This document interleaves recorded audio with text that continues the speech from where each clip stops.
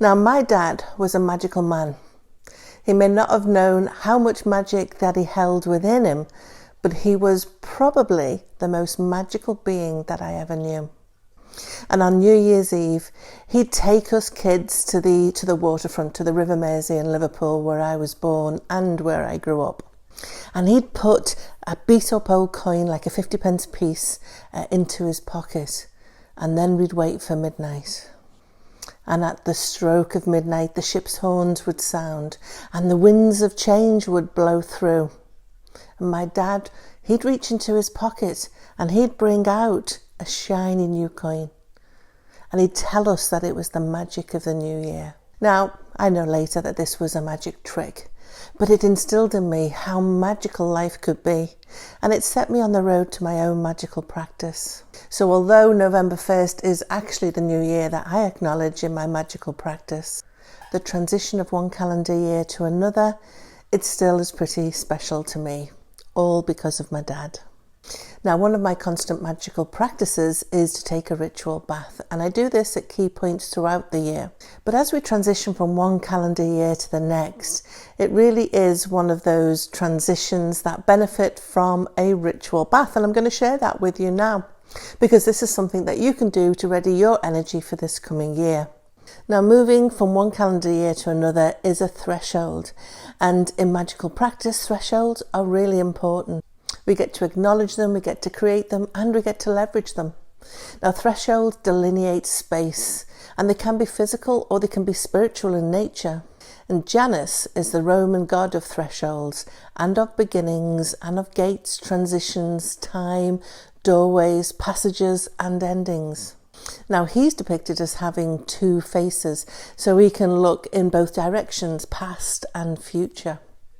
And of course, the month January is named for him, and this is the basis for New Year's resolutions.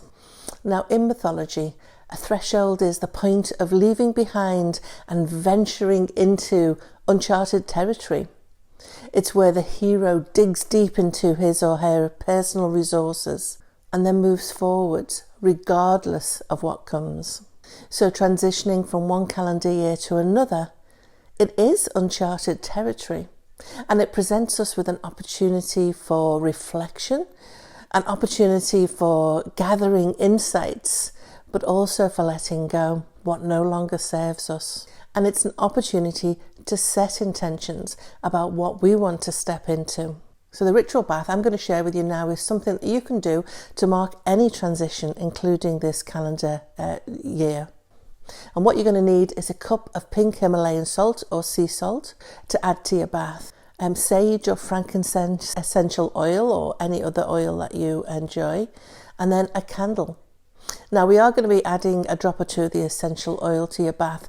So you will want to make sure that you don't have any allergies to the essential oil that you're putting into your bath. And remember, you are only adding a drop or two of the oil, not a whole lot of it.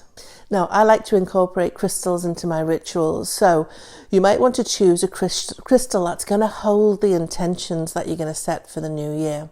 Now, clear or rose quartz are really good choices, but you can choose any that you're drawn to. Just use your intuition. Now, I do believe that crystals are sentient, so I recommend asking if they want to be part of your ritual before you actually include them, and you'll know if they want to participate or not. Now, you don't have to go all full-out witch for this ritual, but if you have practices that you observe, bring them in. So let's start with some of the preparation. Cleaning your bathtub, tidying your bathroom. I know it sounds really boring, but this is an important part of the ritual. It's an important part of readying the space. And you can also undertake an energy cleanse as well. Now, if you're not sure about how to do that, I will link my video below, which is all about energy cleansing. But it can be as easy as visualizing white light and holding an intention to clear and transmute any energy that doesn't serve or support the space. And then gather your items that you're going to be using in the ritual and you bless them. Again, you don't have to make this complicated. It really is as easy as setting an intention for them. You can hold each one to your heart and ask for it to support the ritual and work in alignment of your higher self. And after that, take a shower. Now, while a pre-bath shower may seem a little bit counterintuitive, remember that this bath ritual isn't about cleaning your body. It's about cleansing your spirit, and it's about renewal. So starting out physically fresh and clean is really a pretty key part of the ritual. And then when you're ready, fill your bath with warm water and add in a cup of the salt that you're using, stirring it into the bath clockwise.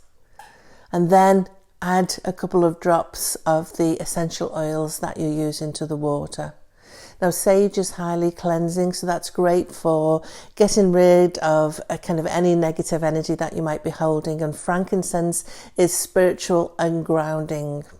And again, you'll want to stir this gently clockwise into your bath. And I like to do this. I like to take my time. It's kind of meditative, and it's really an important part of the ritual. And then once the bath is full, disrobe and get into the water. Sink into the warmth and let the water wash all over you. And when you're ready, allow yourself to reflect on the highlights and the low points of the year. And as you relax in the cleansing water and you take in the scent of the healing oils, allow your mind to clear. Pull out the happy memories and the joy that you felt. And for the low points, don't wallow in the pain. Find the opportunity and the growth. And then immerse your whole self in the water, including and most importantly your head. You will want to fully immerse.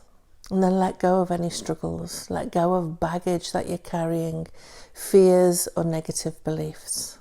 And then when you're ready, step out of the bath and pull the plug.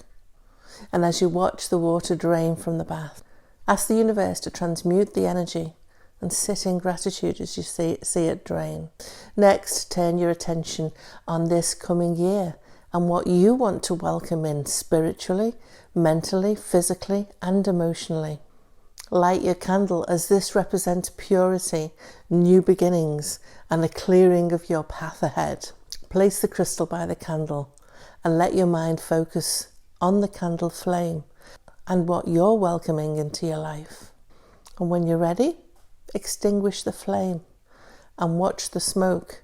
Now, this is a practice that was taught to me by my beautiful near sister Matilda. Watching the smoke from an extinguished candle might just provide you with a message or two. And that's really the ritual in a nutshell. And you can carry your intention infused crystal with you as a reminder, as a touchstone for what you've set. Now, like any ritual or energy work, they can be energetically depleting. So I highly recommend that you drink a glass of water and maybe nibble on something tasty afterwards. And you can also journal. This is really good while you're in that kind of yummy in-between state where insights will still flow to you. So New Year blessings, everyone, and may your dreams come true. Ta-ta for now.